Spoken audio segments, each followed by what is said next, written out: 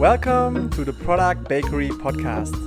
My name is Christian, I'm Alex, and together we present you the ingredients to build the right products.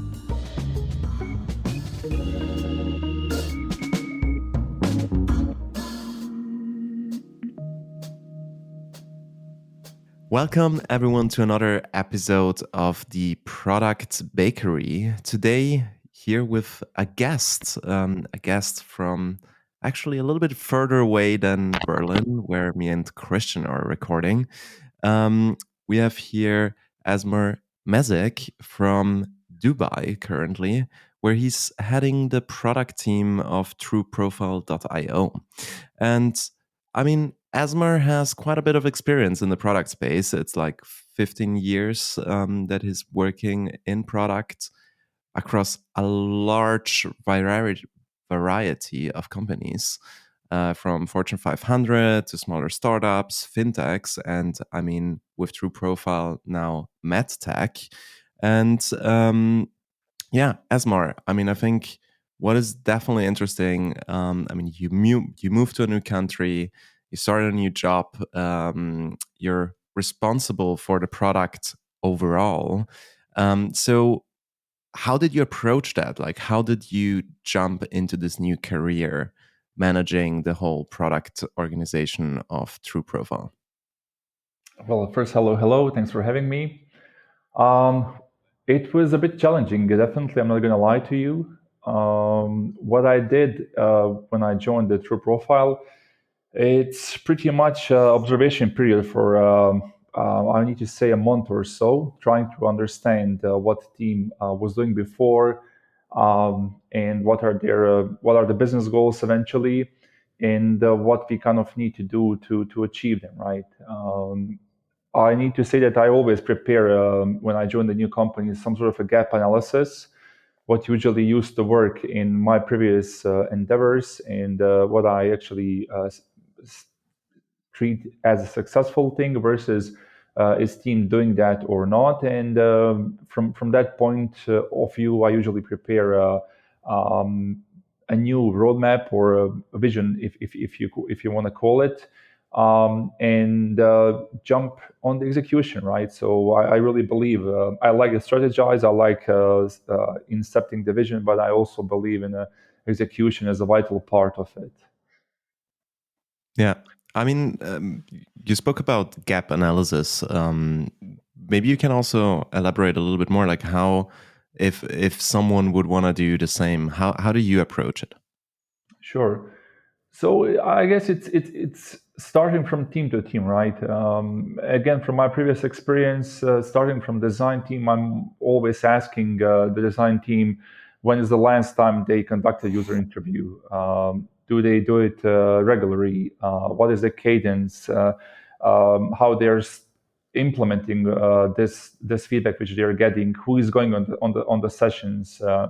Usually the answer is we're not doing that, or we have a very poor response from our users. Either way, we are incentivizing them to join the sessions. So design would be the first thing, right? Are they using the right tools? So for example, we switched from InVision to Figma, which was also a big project which we did in our organization. And we cut the cost, by the way.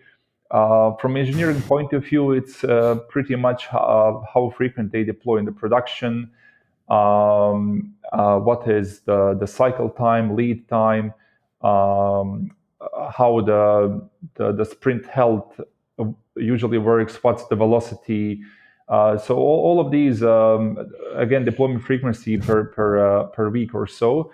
And from the QA would be what's happening on a critical basis per week. Do you report something which is really unstable? Do we have something to fix on an urgent basis? And from product itself, I guess that's the most important.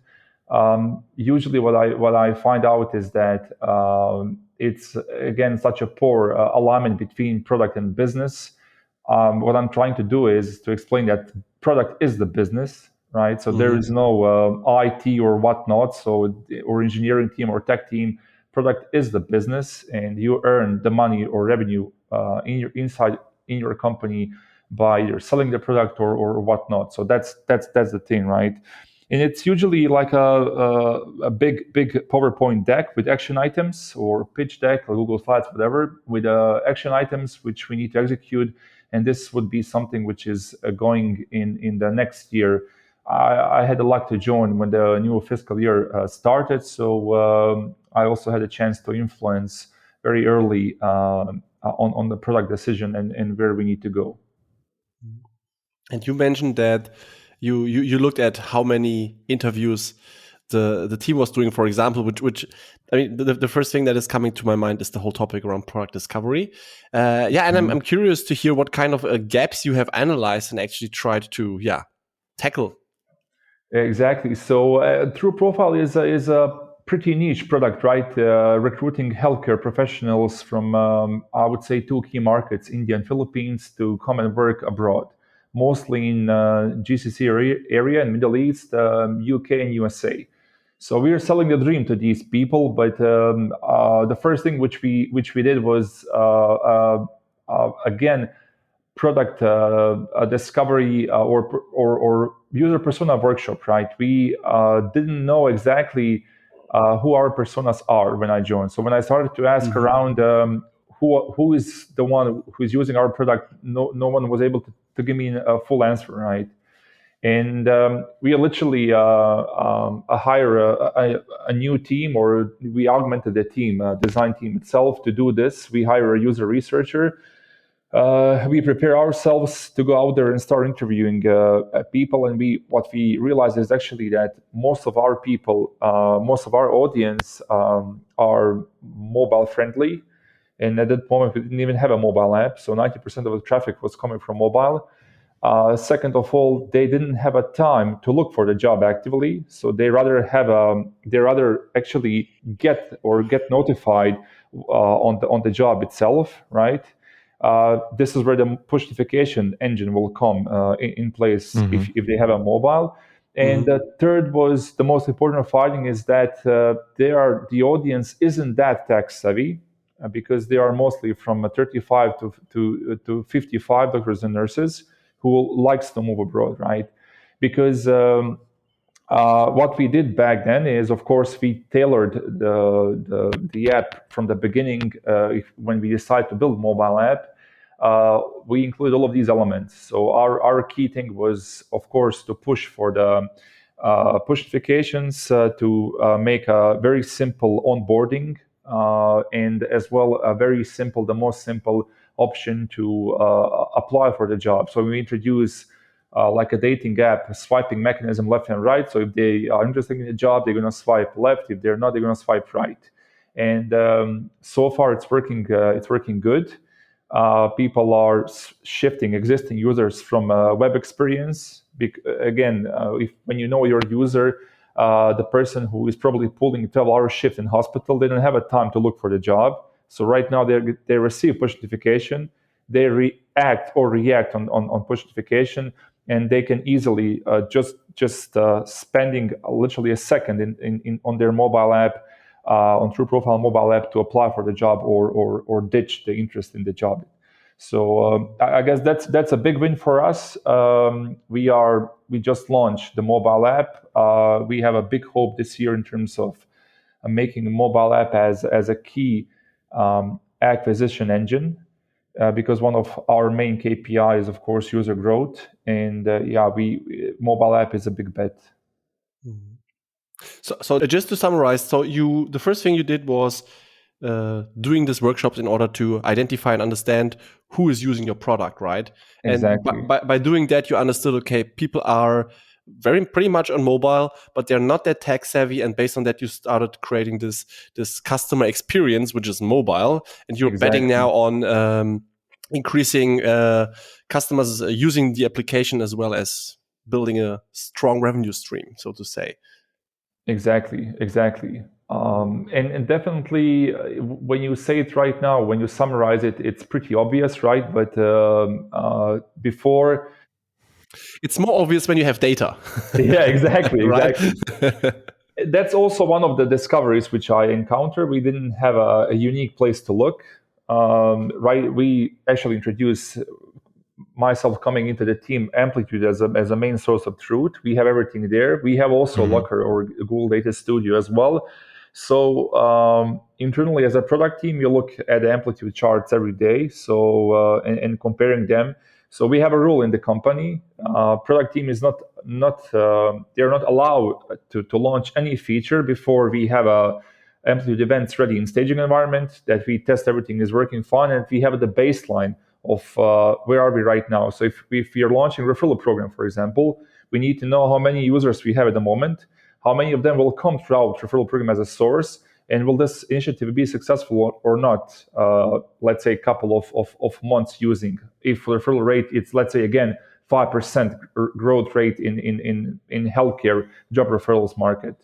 This is how we usually do the benchmark, set ourselves with the baseline, and measure what we do. So that was one of the additional discoveries as we did. Pretty much people are, these days, companies are claiming they are data-driven, but when you just ask them, show me your single dashboard, any tool, right? Mixpanel, Kissmetric, Pendo, Heap, whatever, Amplitude, Google Data Studio, they don't have anything to show. They can show you the traffic on their website from GA. Yeah, I mean, I love that you approach it really from a user perspective. I mean, as a designer, I think I would love to have that. like all the product leaders out there to approach like that. And I mean, I think like obviously having the possibility to do all this discovery right at the beginning when joining a company helps you also extremely in terms of like getting onboarded to the company, understanding the business, understanding the users. So I'm wondering, like, just along the way, like, have there been any surprises or things that made you completely change also the direction along the way? Or did the initial discovery pretty much help you or already set you up for the success that you had? So that's awesome question, because during the discovery phase we realized that we totally do not need our B2B or partnership sides in equation, right? And that hit us hard when we were closing this fiscal year, because we didn't met our goals, and we actually realized that we don't have enough jobs on our platform. And if you want to have a job, you need to get dozens of partnerships per year, if you wish, or even per month. So you have enough jobs so people can come to the platform and apply for them.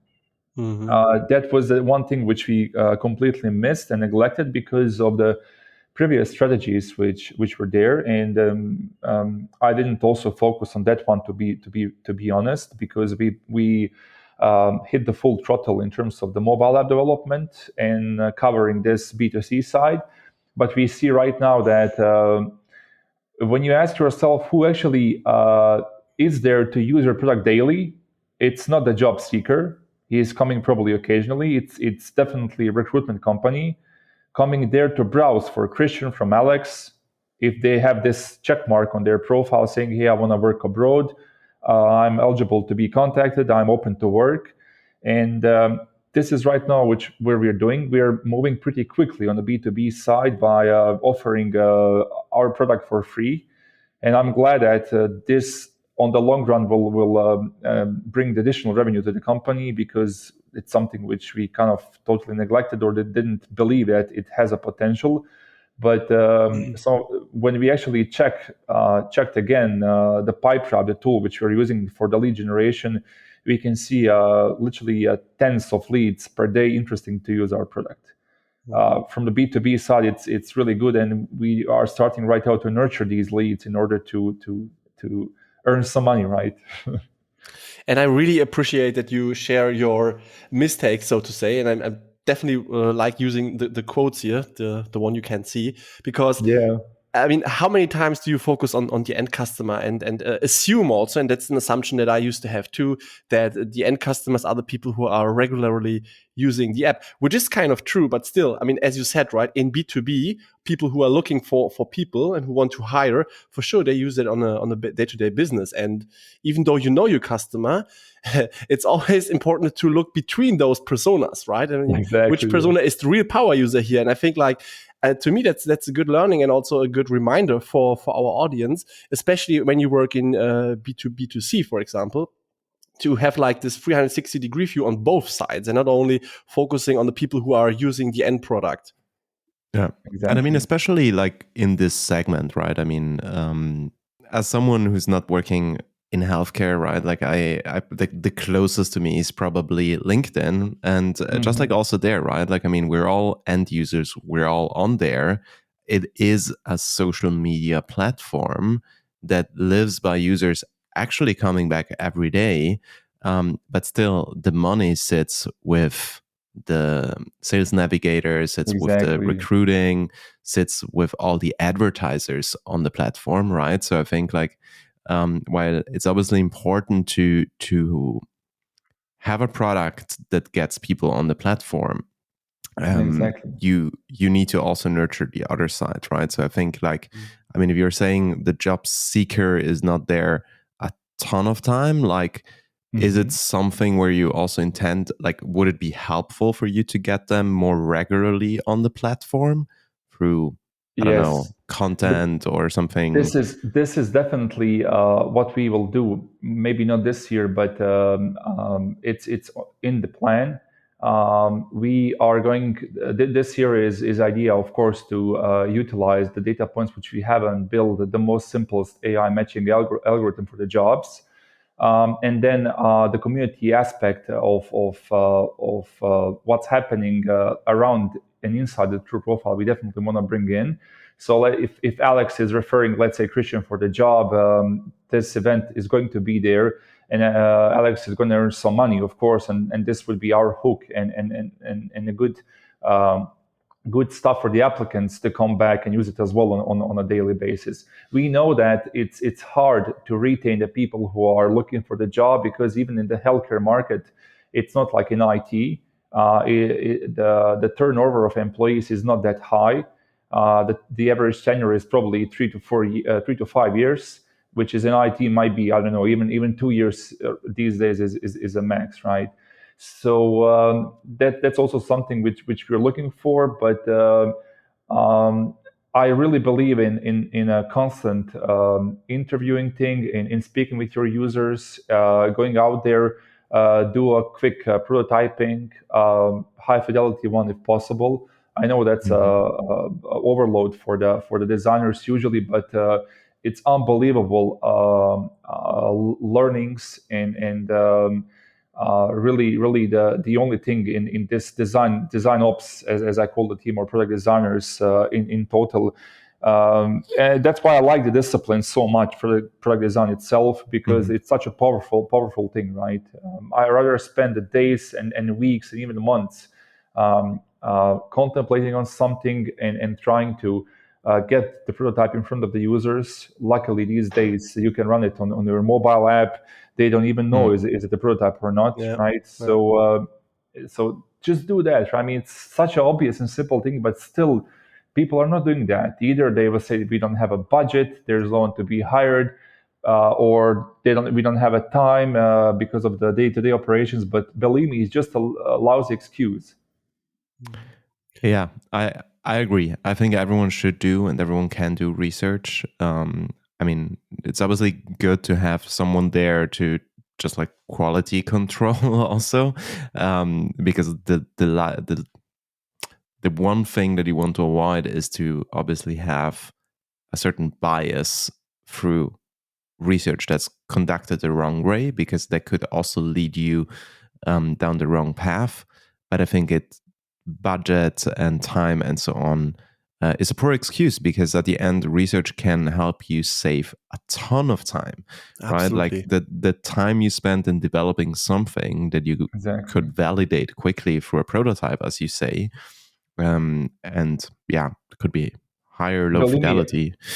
Alex, believe me, I used to attach the Figma links of high fidelity prototypes on usertesting.com and pay from my pocket the sessions, five sessions, just to understand how we're doing, honestly, because I really, I mean, you need to get the response, right? Yeah. And Yeah. I mean, you mentioned usertesting.com. Actually, another thing that I was curious about, like especially looking at True Profile. I mean, it sounds like a quite niche and specific target audience. Like, do you find the right users for testing on platforms like user testing, or how do you approach the recruiting for research? Super hard. So we tried usertesting.com. It's pretty generic. When you complain to them and asking to have a more specific testing group, again, they will not give you the best one. So we find one trick. To be honest, we are actually hiring nurses from Upwork, and they're real nurses. And we are telling them upfront that they're gonna do the mobile app testing, and we use Maze, and on the Maze we upload their profile, and we also create the list of the tasks which they need to execute. Like for example, when we were redesigning the homepage, we had a big discussion inside the company. Shall we continue running our homepage on illustrations, where we have this, as we like to call her, flying rocket lady with a briefcase, which didn't resonate at all with the healthcare, versus the real images of the real people actually we hired abroad. And it was, when we run the A/B test, you wouldn't believe it was always 50-50. So we couldn't decide on winning variant. And we said, why don't we actually go ahead and ask people what would resonate better, right? And this is where the Maze tool help us, because a couple of quick usability tasks or orientation tasks for the users was, for example, 5 seconds test, right? What do you see after looking 5 seconds in the website, right? And definitely when you have a smiling nurse versus when you have illustrations, everyone will say, I see a smiling nurse. Then when we compare the text itself and the heading, which we used to have, the heading was also wrong. Then the call to action on the site, it was just it was something like join or something which wasn't exactly that we wanted to have. And we have this. So I'm right now pitching True Profile as LinkedIn on LinkedIn for Web 3.0. As LinkedIn was actually pitching themselves 2.0, because we really use a blockchain layer on Polygon to store the verifications of our That's users. so cool. I love it. No, it's and it's for life for them, right? So that's what they're also coming because of that. And yeah, I mean, eventually the Maze help us. They gave us the very good feedback. We're paying them, of course, for to recruit.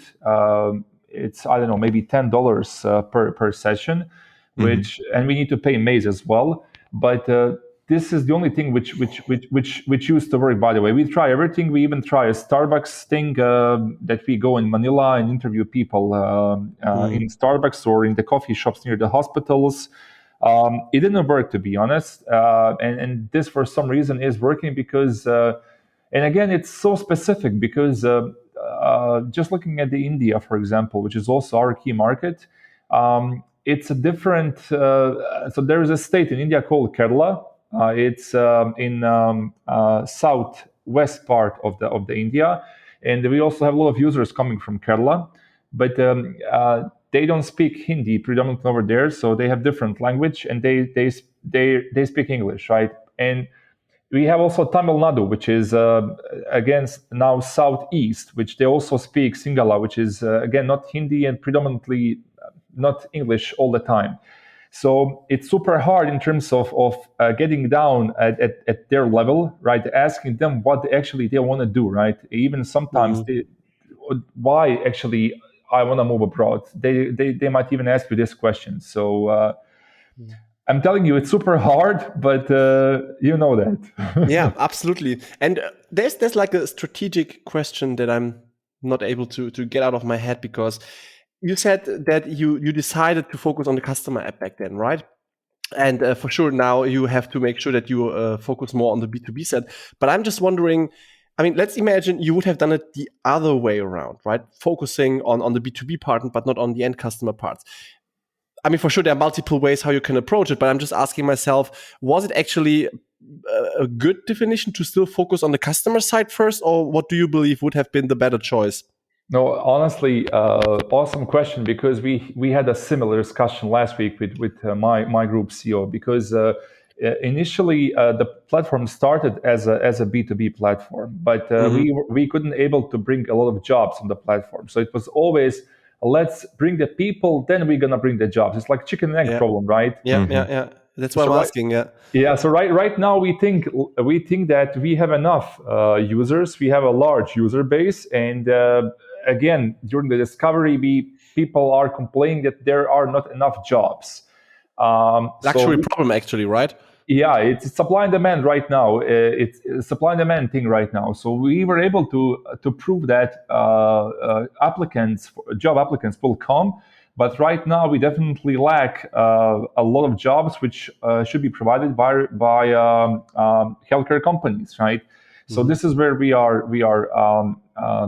we need to work on this year for sure. I mean, of course, continue to work on acquisition of job application and our members, and then we see what's going to happen. I mean, I mean, the idea that I have in my mind is also looking at back at Airbnb back then, is like, I mean, you have now a good foundation to scale, right? By having a mobile application, for sure you have like customer acquisition costs, I assume, right? But yes, correct me if I'm wrong. I guess still the most people are using the product for free, while the companies who are looking for applicants have to pay. So that's true. I guess it's the better way, right, to start getting people on the platform and then adding the people who are actually paying, instead of the other way around, having them paid and not having any applicants. Any value. So that's, I think, like, I mean, you just mentioned that you didn't manage to hit the financial goals, but still, I mean, setting up for scaling is, to me, still a good investment, even though you do not manage to hit the goals. I agree. I mean, I agree. The board doesn't agree.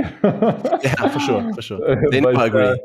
Yeah, but let's see. I mean, we are pretty positive as a whole team for the upcoming years, and we definitely are right now augmenting our list of OKRs for upcoming year. So we have a jobs as a maybe second number of jobs listed on the platform as a secondary OKR, which we didn't have at all before.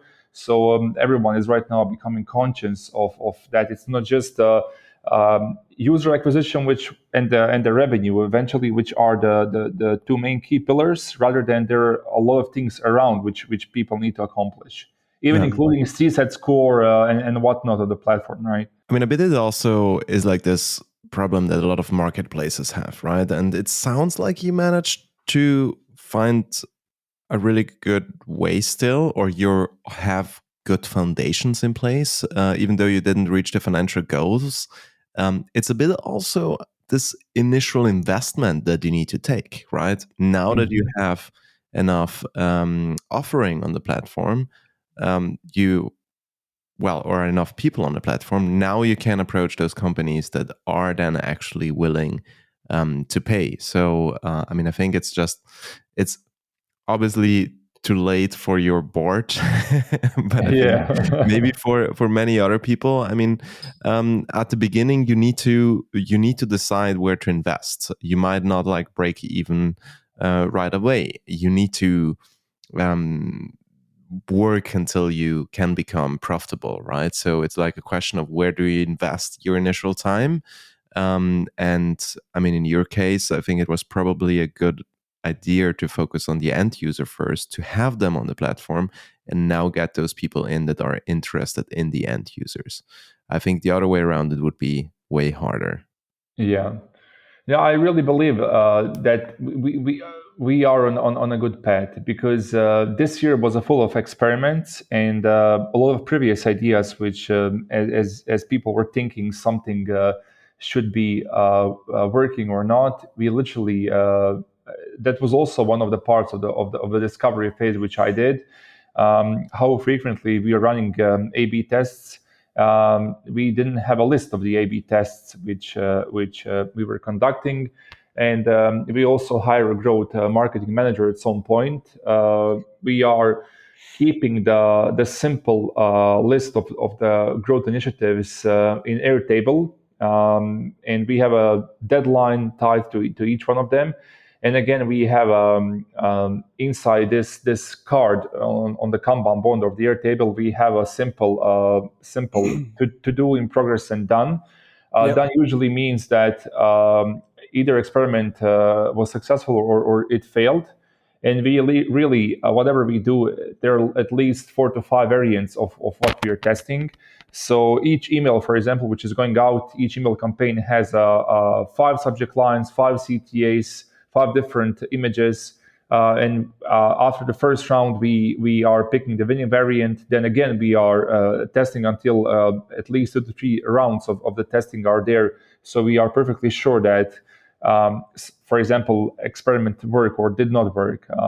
We had a lot of failed experiments, to be honest, because, for example, we were trying to find the most optimized channel for the user acquisition in this case.